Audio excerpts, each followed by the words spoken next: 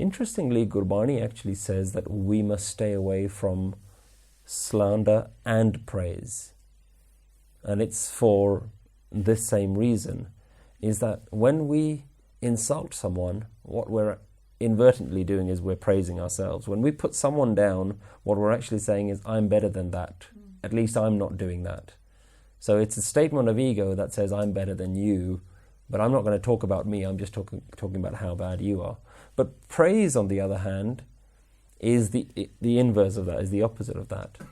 Was that when you're praising someone so much, you're actually saying, well, I'm worthless, I'm useless. So you're creating a very negative view of yourself. Now, young children, for example, there's a difference, I think, between encouragement and inflating their ego. And with all of these things, we shouldn't be seeing them as blanket rules, we should be seeing them as very fine lines between the two.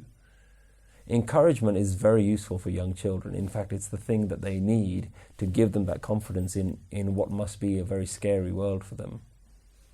So encouragement, support, is that very nurturing experience that they need to kind of get them to go far in life.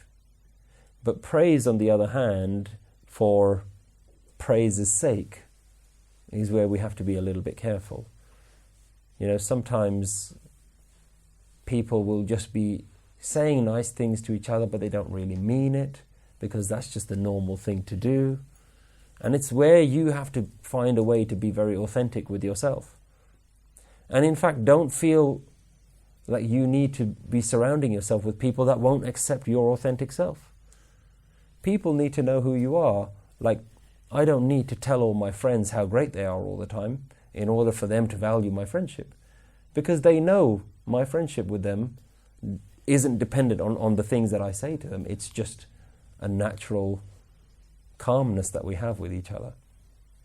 So in the same way, you have to surround yourself with people that are authentic, and you allow yourself to be authentic in their presence. Can you praise the action rather than the individual? Well, you could, but they would take pride in that action. I think it's not about blanket rules. I mean, if somebody does a good job, thank them for it, and not that I don't want to inflate your ego, so I'm not going to say you've done a good job. Feel free to do that.